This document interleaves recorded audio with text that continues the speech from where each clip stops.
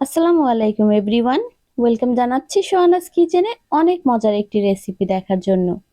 আজ শেয়ার করব vegetable cutlet. সামনে রমজান, সবাই রমজানের বিভিন্ন প্রস্তুতি নেওয়া শুরু করেছেন।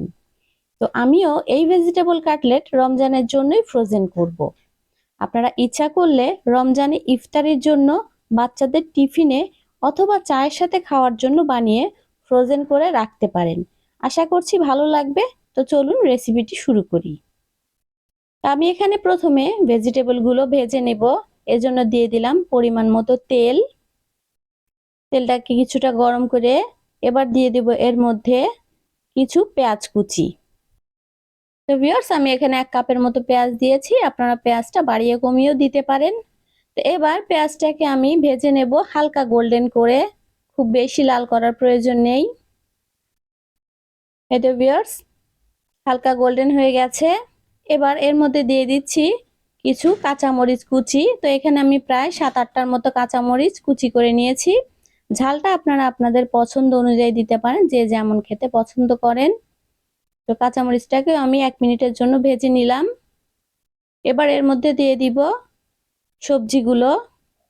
তো ভিউয়ার্স, আমি এখানে প্রথমে গাজর দিয়ে দিচ্ছি 2 কাপের মতো। দিয়ে দেব এবার ফুলকপি কুচি, এটাও প্রায় 2 কাপের মতোই আছে। এবার দিয়ে দিচ্ছি এখানে 1 কাপ পরিমাণ আলু, আমরা রেগুলার যে আলুটা খাই সেটা। আর 1 কাপ দিয়ে দেব মিষ্টি আলু। তো মিষ্টি আলুটা দেওয়ার চেষ্টা করবেন, তাহলে কিন্তু কাটলেটটা খেতে অনেক ভালো লাগবে। আর যদি হাতের কাছে না থাকে তাহলে না দিলেও চলবে। তো সবকিছুকে একটু মিশিয়ে নিলাম। এবার দেব এর মধ্যে বাঁধাকপি কুচি। তো ভিউয়ার্স, এখানে প্রায় 2 কাপের মতোই বাঁধাকপি আছে। এই তো দিয়ে দিলাম। এখন দিয়ে দিব অল্প একটু হলুদ গুঁড়া, 1 চা চামচের মতো শুকনো মরিচের গুঁড়া, ধনিয়া গুঁড়াও দিয়ে দিচ্ছি 1 চা চামচের মতো। এবার দিয়ে দেব জিরা গুঁড়া 1 চা চামচ। তো স্বাদ মতো লবণ দিয়ে দিচ্ছি। এবার সবকিছুকে খুব ভালোভাবে নেড়েচেড়ে মিশিয়ে নেব। আর এই পর্যায়ে চুলার আঁচটা কিন্তু মিডিয়াম টু লোতে আছে। এতে ভিউয়ার্স, সবকিছুকে খুব ভালোভাবে মিশিয়ে নিব। আর মেশাতে মেশাতে আমাদের সবজিগুলো কিন্তু অনেকটাই কমে গেছে, দেখেন। এবার এই সবজিটাকে আমি ঢাকনাতে ঢেকে রান্না করব 10 মিনিটের জন্য। তারপরে ঢাকনাটা উঠিয়ে নেড়েচেড়ে রান্না করে নেব যতক্ষণ না এটা থেকে পানিটা একদম শুকিয়ে যায় আর এটা সিদ্ধ হয়ে আসে।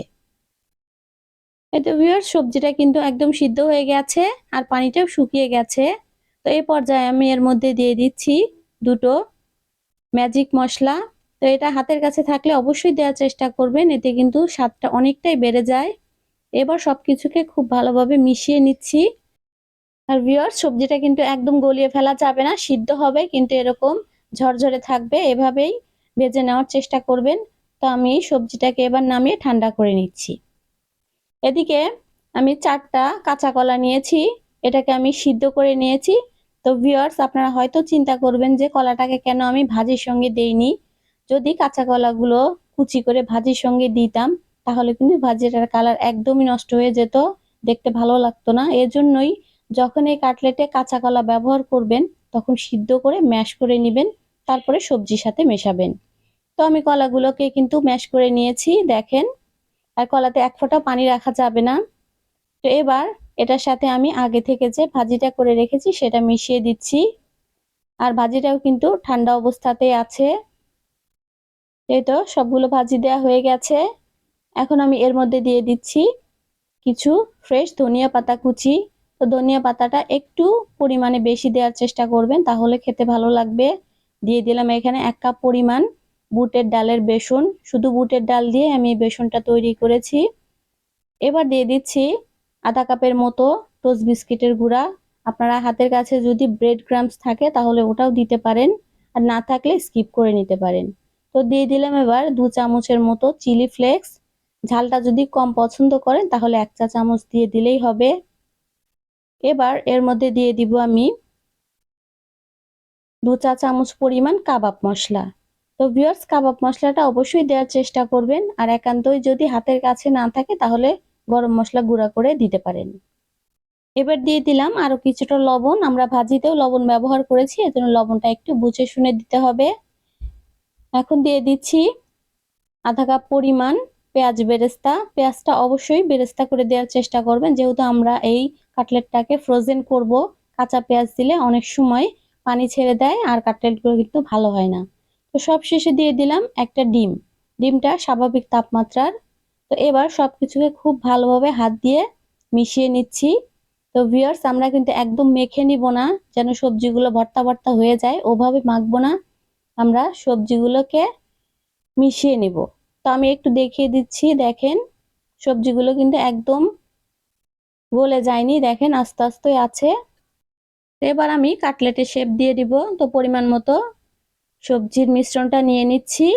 এভাবে হাতের মধ্যে প্রথমে একটু বলের মতো তৈরি করে নিব। তো ভিউয়ার্স, আমি একটু হাতে তেল মেখে নিচ্ছি, তাহলে কাটলেটের উপরের পার্টটা কিন্তু মসৃণ হয়। এভাবে একটু গোল করে এরকম করে চ্যাপ্টা করে আমি একটা কাটলেটের শেপ দিয়ে নেব। আপনারা যে কোনো ভাবে এটা শেপ দিয়ে নিতে পারেন, যে যেমন পছন্দ করেন। আর আমি এগুলোর সাইজ একটু বড় করে নেব, আপনারা ইচ্ছা করলে ছোট ছোট সাইজ করেও নিতে পারেন। তো সাইডগুলো এভাবে একটু মসৃণ করে দিচ্ছি, আর এভাবে সবগুলো বানিয়ে নিচ্ছি। এই তো ভিউয়ার্স, সবগুলো কিন্তু বানানো হয়ে গেছে, দেখেন সবগুলো কিন্তু উপরে খুব সুন্দর মসৃণ হয়েছে। তো এগুলোকে এবার আমরা কোট করে নিব। তো প্রথমে আমরা ডিমে চুবিয়ে তারপরে ব্রেড ক্রাম্বসে কোট করব। তো এখানে আমি দুটো ডিম ফেটে নিলাম সামান্য একটু লবণ দিয়ে, আর নিয়েছি অরেঞ্জ ক্রাম্ব। তো আপনার ইচ্ছা করলে কিন্তু ব্রেড ক্রাম্বস অথবা বিস্কিটের গুঁড়াও নিতে পারেন। তো প্রথমে আমি কাটলেটটাকে ডিমে এভাবে চুবিয়ে নিচ্ছি, তারপরে দিয়ে দিলাম ব্রেড ক্রাম্বসে। এবার শুকনো হাতে হালকাভাবে এই ক্রাম্বস গুলো লাগিয়ে দিচ্ছি কাটলেটের ওপরে। এই তো ভিউয়ার্স, আপনারা যদি এই কাটলেটটা এখনই ভেজে খেতে চান তাহলে ফ্রিজে অন্তত 10 মিনিট রেখে তারপরে ভাজবেন, তা না হলে কিন্তু ব্রেড ক্রাম্বস গুলো ওয়েস্ট হবে। আর আমি যেহেতু ফ্রোজেন করব, তো এটাকে আমি সরাসরি এয়ারটাইট বক্সে রেখে ডিপ ফ্রিজে রেখে দিব। এই তো ভিউয়ার্স, সবগুলো কিন্তু কোট করা হয়ে গেছে, দেখেন দেখতে কতটা লোভনীয় লাগছে। তো আমি যেহেতু এখন ভাজবো না, যখন ভাজবো অবশ্যই আপনাদের সাথে শেয়ার করব। আর এগুলোকে আমি এয়ারটাইট বক্সে ভরে ডিপ ফ্রিজে রেখে দেব 1 মাসের জন্য। তো আপনারাও এভাবে বানিয়ে সংরক্ষণ করতে পারেন 1 মাসের জন্য, ইফতারের জন্য অথবা বাচ্চাদের টিফিনে অথবা চায়ের সাথে বানিয়ে খেতে পারেন।